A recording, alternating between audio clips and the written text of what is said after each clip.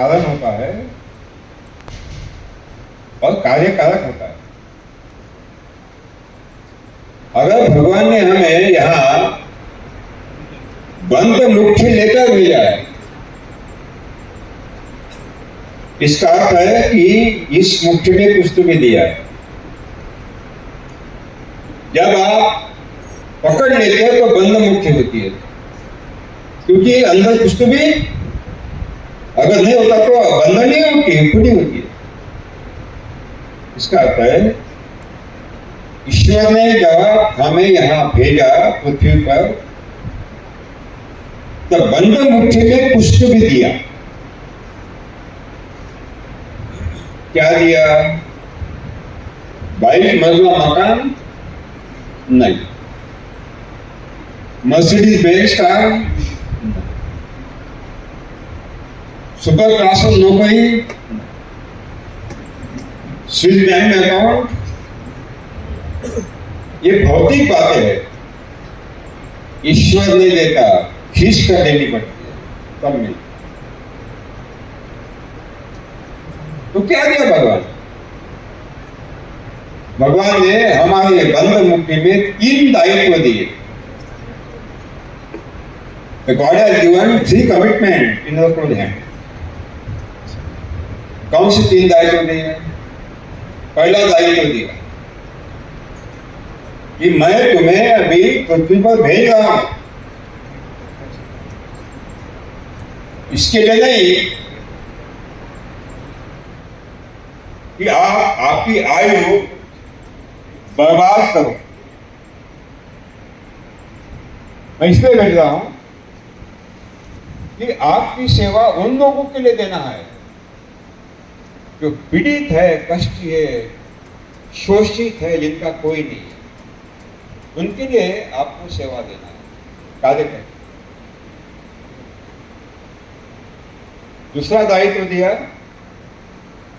कि मानव निर्मित के पहले, भगवान बोलता है मानव निर्मित के पहले कितनी सुंदर सृष्टि मैंने निर्माण की, प्रकृति निर्माण की, लेकिन मानव अपने अतिरिक्त भोगवादी जीवन शैली से प्रकृति का विनाश कर रहा है। जाओ इस विनाश को रोको और दोबारा प्रकृति को सुंदर बनाओ, समृद्ध बनाओ, इसलिए भेजा। और तीसरा दायित्व दिया कि मानव में और प्राणियों में, मानव और प्रकृति में संघर्ष चल रहा है। संघर्ष मानव को ही विनाश की तरफ ले जा रहा है। जाओ इस संघर्ष को रोको, संघर्ष। ईश्वर ने हमें यहां इसलिए भेजा कि हम उन लोगों की सेवा करें जो दुखी है, पीड़ित है, कष्टी है, शोषित है, जिनका कोई नहीं। इनमें है किसान, जिनका कोई भी वाली नहीं, दाता। हर कोई आता है उसको लूटता है, हर कोई आता है उसको लूटता है, चाहे तकनीक के नाम पर, बाजार नियंत्रण व्यवस्था के नाम पर, या सामाजिक कार्य के नाम पर भी उसको लूटता है। आज तक किसानों के सामने जितनी भी समस्याएं प्रस्तुत हुई है, जिन्होंने ये समस्या खड़ी कर दी है, उनके पास समाधान नहीं है। They are not having the solution. तकनीक के नाम पर नए नए तकनीक किसानों पर थोपना, किसानों को खेती के लिए आवश्यक संसाधन खरीदने के लिए बाध्य करना और उनकी जेब काटना का शोषण करना, यही चल रहा। हर 5 साल में वचन देने वाले 5 साल में कुछ नहीं करते, भूल जाते। तो कौन करेगा हमारा?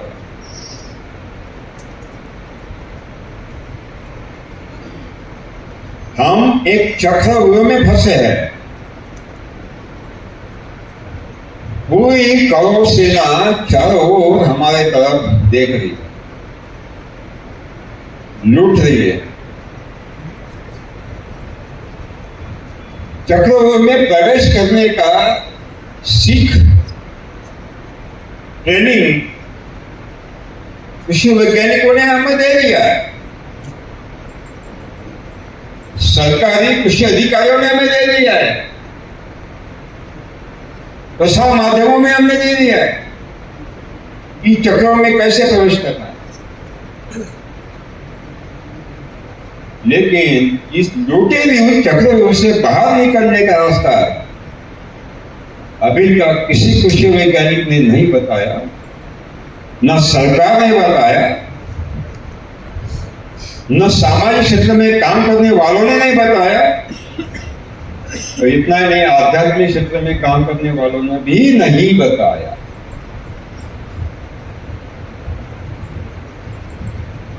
तो क्या हम चक्रों में फंसते रहेंगे, खुद को डूबते हुए देखते रहेंगे? क्या करेंगे? जिसके तरफ आशा लगाकर बैठे हो कुछ नहीं कर रहा है, तो कौन हमें मुक्ति देगा? भजन कीर्तन से मुक्ति नहीं मिलती। ख्याल में रहे, भगवान ने पहले ही दे दिया आपको, अब क्या मांगते हो? इतना दिया, क्या बर्बाद कर रहे हो? दोष भगवान का नहीं है, दोष हमारा। इसका अर्थ है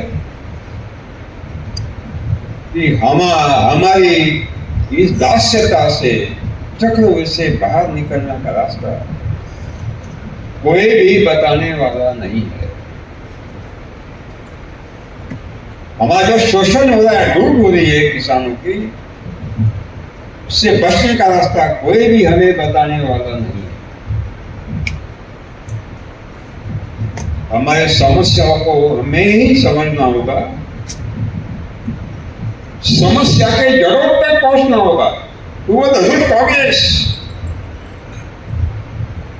और जड़ों को उखाड़ना होगा, तब कोई शाश्वत समाधान मिल सकता है, अन्यथा नहीं। ये हमें करना है, दूसरा कोई नहीं करेगा, ये निश्चित है।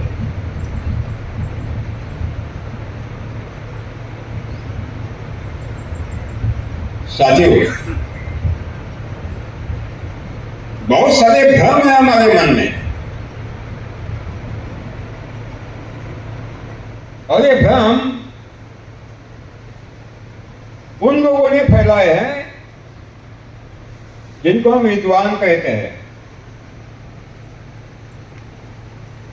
समाज में उनकी मान्यता है,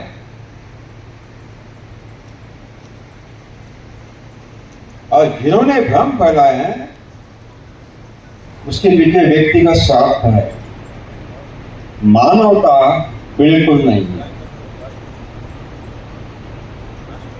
क्या विद्वत्ता का उपयोग शोषण के लिए हो सकता है?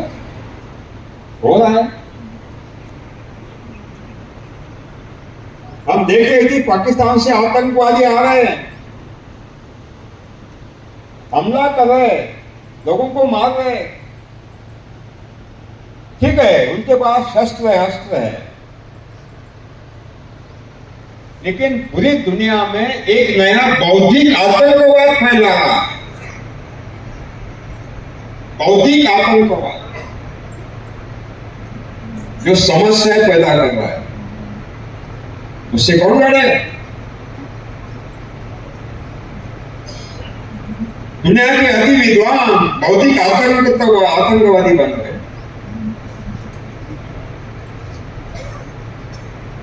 इनसे उम्मीद रखना माने हमारे पांव पर कुल्हाड़ी मार। हम किसी से भी कुछ भी आशा नहीं कर सकते।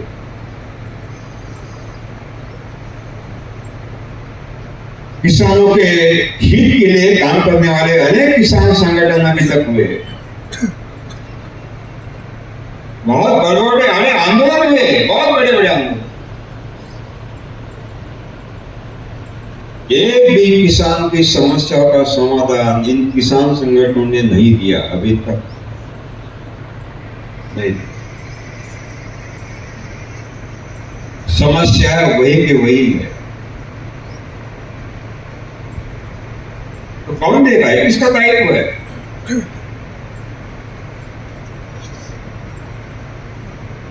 आप उंगली उठाओगे, सरकार का दायित्व है, सत्ता का दायित्व है, जरूर है, संवैधानिक दायित्व है।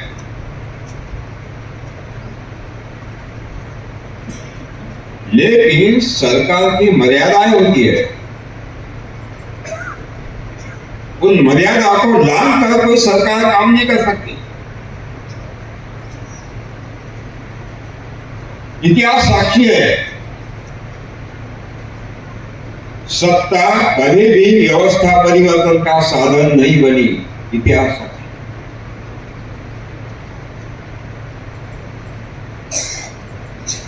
सिद्धार्थ राजपूत था, राजपुत्र था, राजा का पुत्र था, राजा था। उसने देखा समाज में कितनी पीड़ा है, कितना कष्ट है, कितना शोषण है, कितना भ्रष्टाचार है। राजा है, उन्होंने प्रयास किया कि प्रशासनिक व्यवस्था में जो भ्रष्टाचार है उसको निपटने का, लोगों के पीड़ा को नष्ट करने का प्रयास किया राजा के रूप में। विफल रहा।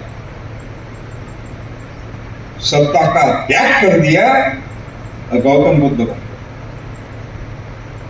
व्यवस्था परिवर्तन।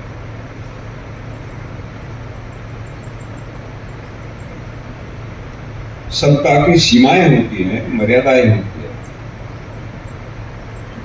उन मर्यादाओं को हमने समझना होगा।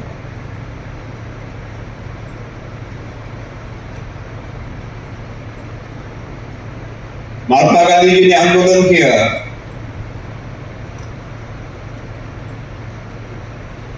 ये गलती की, सत्ता के माध्यम से व्यवस्था परिवर्तन की अपेक्षा। जो मेरे पट शिष्य है, ब्रिटिश जाने के बाद, स्वतंत्र होने के बाद मेरे विचारों को आगे बढ़ाएंगे, क्योंकि शिष्यों ने बताया था कि आप कहीं भी हम आगे बढ़ाएंगे। ग्राम स्वराज्य, ग्राम समृद्धि। क्या हुआ? सत्ता मिली, ब्रिटिश चले गए तो गांधी जी हट गए। ब्रिटिश जाने के पहले जो आर्थिक साम्राज्यवाद था, वही आर्थिक साम्राज्य आगे बढ़ गया।